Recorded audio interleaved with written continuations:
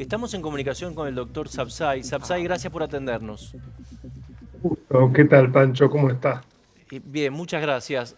Doctor, Alberto Fernández dijo que al no haber una regla para distribuir la obra pública, y esto se discute en el Congreso, dijo, esto era una medida, una decisión política, no judiciable. ¿Usted qué piensa? Pienso que es un gran disparate lo que ha dicho y voy por partes. ¿Por qué? A ver. En primer lugar, independientemente de que haya o no haya una norma que determine a través de determinados estándares cómo se debe distribuir la obra pública, todas las decisiones de cualquier funcionario público tienen que ser razonables. Es decir, tiene que haber una relación de proporcionalidad entre medio y fin y no ser discrecionales. Esto es el ABC de cómo se maneja el Estado, que además está avalado en jurisprudencia ya viejísima, que determina exactamente lo que estoy diciendo. Yo estoy tratando de resumirlo lo máximo posible. Decir que los actos del Estado son cuestiones políticas no judiciables atrasa a hace 50 años más o menos.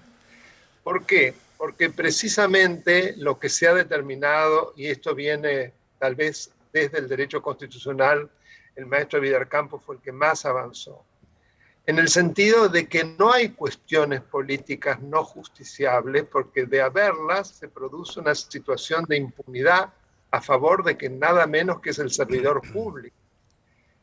Y es más, en un fallo que debería conocerlo bien el presidente, el caso Berbitsky, el Ajá. tema de la situación de las cárceles en la provincia de Buenos Aires, que fue un caso que fijó jurisprudencia, pero en muchísimos sentidos, por ejemplo, en este. La Corte dijo claramente, incluyendo a Zaffaroni, que las cuestiones no son justiciables en la medida que no haya violación de derechos. Cuando a través de las decisiones de los funcionarios se produce como consecuencia de ellas derechos que son violados, lo que los jueces no pueden hacer es una evaluación de mérito y conveniencia, pero sin impedir que se dé la violación a derechos. ¿Qué es lo que sin lugar a duda acá se produjo? Porque nada menos que un ataque despiadado al erario público para prácticamente, digamos así, desplumarlo. Si eso no implica la violación de derechos, me pregunto qué es lo que implica la violación de Ahora, derechos. Por lo doctor, tanto, ¿cómo se prueba esto, no? Porque él puede decir, como puso el ejemplo, ¿no? De las inversiones, por ejemplo, en Vaca Muerta o las provincias necesitadas de obra pública. En este caso había muy pocos oferentes también. ¿Cómo es el proceso para analizar ese acto de gobierno? en primer lugar, hay que analizar si realmente hubo libre competencia. Acá me voy al artículo 42 de la reforma constitucional. Ahí había una suerte de monopolio y además los pliegos estaban absolutamente ya delineados de manera que fueran para Austral Construcciones, además alguien que no era empresario, que era un mero empleado de banco. O sea que esto no resiste el menor análisis. No Suponga, solamente esa. doctor, Perdón. yo recordaba al principio que Austral Construcciones fue creada una semana antes de la asunción de Néstor Kirchner. Esto, que en realidad puede ser una suspicacia periodística, una sospecha, puede influir este hecho en el proceso o es nada más una coincidencia? No, pero absolutamente, porque habla a las claras.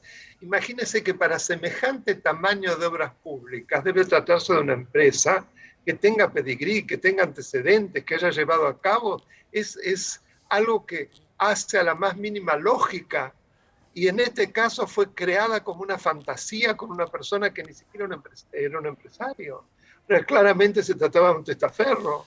¿Qué había que mostrar tanto? Doc- Prefiero decir las cosas así con crudeza, no, porque no, realmente lo que siento obviamente. yo, argentino, es Doctor, que el presidente me ha tomado el pelo, porque no puedo creer que quien se dice profesor de Derecho, a pesar de que no gana concursos, está puesto a dedo, tenga un conocimiento tan absolutamente deficiente de lo más esencial del derecho. y una visión que retrasa a medio siglo. Doctor, le quiero preguntar ahora por esto de que hablábamos recién acá con Luis Tonelli. Alberto Fernández pareció ponerle el cuerpo a esta causa porque podría haber declarado de otro modo o presentado un escrito. ¿Me espera un segundo que quiero ir a Casa Rosada? Ahí está nuestra compañera Cecilia Devana. ¿Me espera 2 minutos?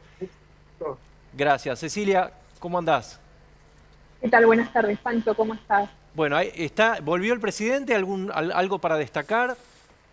Volvió el presidente, llegó hace casi 40 minutos, cerca de la 1 del mediodía, y después de terminar en Comodoro Pi su declaración, vino directo para acá, para Casa Rosada, y subió a su despacho, ¿no? En un día que de momento no tiene agenda pública, tanto hoy como ayer no se conoce la actividad que va a realizar el presidente, pero sí sabemos que está abocado a lo que es el tratamiento de todo lo vinculado al acuerdo con el Fondo Monetario, ¿no? La principal preocupación del gobierno por estas horas. La sensación ahí, con la gente con la que hablas, es que Alberto Fernández decidió involucrarse, por lo menos políticamente, en algún gesto en esta causa. Definitivamente sí, como ustedes comentaban antes, él podía haber presentado su declaración por escrito, elige ir personalmente, también con esta facilidad que da, ¿no?, el tema de la condición semipresencial, lo cual hace que se pueda acceder al testimonio y escuchar parte de lo que dice, y eso no puede dejar de leerse, si se quiere, en el Estoy contexto escuchando, de que atraviesa una situación muy delicada de la relación con Cristina Fernández de Kirchner, ¿no? La relación entre ellos no atraviesa precisamente un buen momento, y esto también puede leerse como un gesto del presidente hacia ella. Cecilia, muchísimas gracias. Positivo a ustedes. Volvemos en cualquier momento, nos avisás. Doctor, no sé si pudo escuchar, pero básicamente coincidía en la idea, el análisis político de que el presidente ha decidido ponerse, no digo al frente, pero sí contribuir en un gesto hacia la vicepresidenta. ¿Me está escuchando, doctor? No, no me está escuchando. La pregunta es, ¿podría haber declarado de otro modo el presidente? Sí, si hubiese querido, por supuesto. Yo creo que se quiso involucrar directamente porque actuó como abogado de quien, en definitiva, es la procesada, lo cual invierte totalmente el rol por el cual él tenía que estar allí, que era testigo, no abogado defensor. ¿Y eso no lo puede perjudicar? Yo pienso que sí, lo tendría que perjudicar todo, porque habría que ver con un penalista si no hubo falso testimonio. Inclusive comparando con lo que sobre las mismas cosas él dijo antes, cuando era opositor a Cristina, y lo que dijo ahora, respecto de lo mismo. O sea que él mismo se estaría incriminando en la medida que dice lo contrario de lo que dijo antes. Doctor, ¿qué responsabilidad, ¿qué responsabilidad tiene un funcionario que ve, pero que no tiene el poder para frenarlo? Sí, de renunciar, podría irse, ¿no? Pero estoy imaginando, yo calculo que estas cuestiones, digamos, nosotros que hablamos con empresarios sabíamos que pasaban, que había corrupción.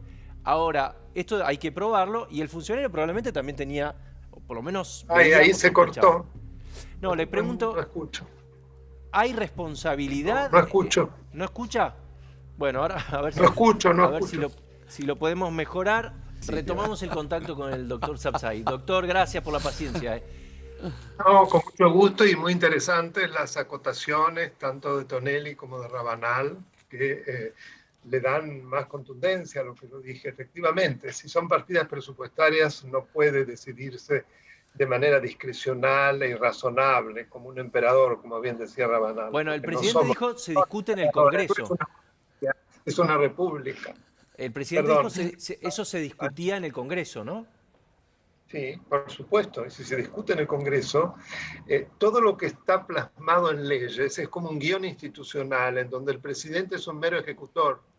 No puede salirse de ahí, como no puede modificar partidas, etcétera, etcétera, más allá de lo que desgraciadamente se hace, inclusive por decreto. Es toda una desgracia, porque es absolutamente una desviación del Estado de Derecho. Se va vaciando las normas del Estado de Derecho de una manera escandalosa. Doctor, me interesa su mirada respecto del funcionario que probablemente está al tanto de lo que pasa, pero que no tiene el poder para frenarlo. ¿Puede renunciar? Le preguntaba yo recién, pero ahí también hay un acto judiciable. Usted se refiere en este caso al presidente de la Nación. Sí, no, en ese momento jefe de gabinete, ¿no? Bueno, todo funcionario, pero a mayor responsabilidad, mayor obligación, que conoce la existencia de un hecho que puede ser delictivo, está obligado a denunciarlo. Y si no lo hace, está incumpliendo los deberes de funcionario público y haciendo abuso de poder. Incluso Esto es así. incluso suponiendo que estuviera más abajo, también tiene la obligación de denunciarlo. Por supuesto, claro que sí. Es la pirámide jurídica que lleva a la posibilidad del control y la rendición de cuentas. Si no, todos se lavarían las manos. Y usted, Acá son servidores públicos que tienen que cuidar de los fondos, no ser cómplices y encubridores. ¿Y usted cree entonces que en este caso, bueno, hay que ver si sabía el entonces jefe de gabinete de todo esto, ¿no? A ver, me parece que cuesta mucho pensar que no sabía realmente. Que no nos tomen por idiotas. ¿Puede saber y no tener ¿Puede saber y no tener pruebas? A ver, hay algo que es objetivo. Él sabía que se trataba de una persona que no tenía ningún antecedente para llevar a cabo los terribles contratos, inmensos contratos que se le confiaban. Que además los pliegos estaban totalmente direccionados y que no había competencia alguna. Eso es imposible que no lo supiese estando en el lugar de poder donde él estaba. Francamente, no cabe que no supiese. Además, no olvidemos que cuando él era jefe de gabinete, era el triángulo de poder más fuerte. Los Kirchner y él. Pues ya nos hemos olvidado. Después todo cambió, el campo, en fin, pero en ese momento era una sola persona. Doctor, ¿imagina que puede haber sentencia durante el gobierno de Alberto Fernández y Cristina en esta causa, por cómo viene? Deseo, pero tengo muy pocas ilusiones. ¿Por Lo qué? que dijo Luis Bonelli, por lo que pasa en la Argentina, porque es un manoseo, porque lamentablemente no podemos confiar en los jueces que llevan a cabo estos procesos, o tenemos que estar mirando con lupa, o hay un sistema procesal penal que está hecho para las argucias y para los abogados corruptos que también acompañan a estos funcionarios corruptos, que los llevan a poder estirar los juicios, pero por décadas, lo cual consagra la impunidad, que es la gran desgracia. Ahora, ¿por La qué? corrupción sabemos que existe en todos lados. El problema es cuando hay corrupción e impunidad, que es la pareja perfecta que existe. Doctor, ¿por qué abogados corruptos? ¿Defender un corrupto no es un acto de corrupción, o sí? Bueno, depende hasta dónde uno llega, ¿no? Uno elige a su cliente, no está obligado a defender a cualquiera. Yo me pregunto hasta dónde éticamente uno puede, sabiendo, defender determinadas cosas. Porque hay defensores oficiales, porque yo sé, generalmente ellos dicen, toda persona tiene derecho a ser defendida. Claro. Yo le digo a ellos, cuando una pobre persona que no tiene un peso, usted va y lo defiende, por supuesto que se mueren de la risa. O sea que esto es pago. Si hay defensores oficiales, no es que no van a tener defensa y ellos como buenos samaritanos lo defienden. No, lo hacen por muchísimas cosas. Pero pueden considerar que merecen una pena menor de la que está pidiendo el fiscal, por ejemplo, ¿o no?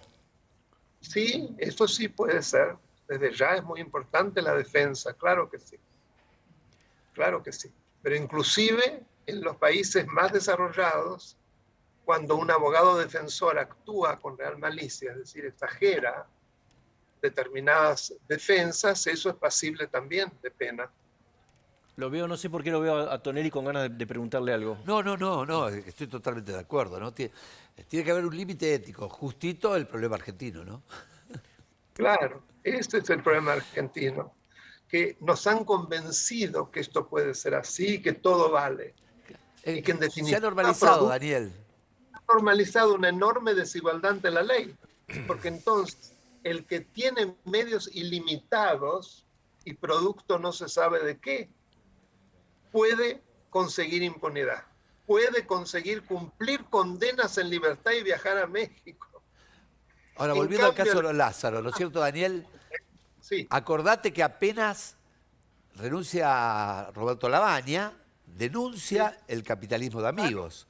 Yo me acuerdo que para ese entonces me encontré con un lobista muy importante y me dijo, qué bien la pensó Néstor, ¿por qué le va a dar los contratos a los de siempre cuando se los puede dar a un amigo?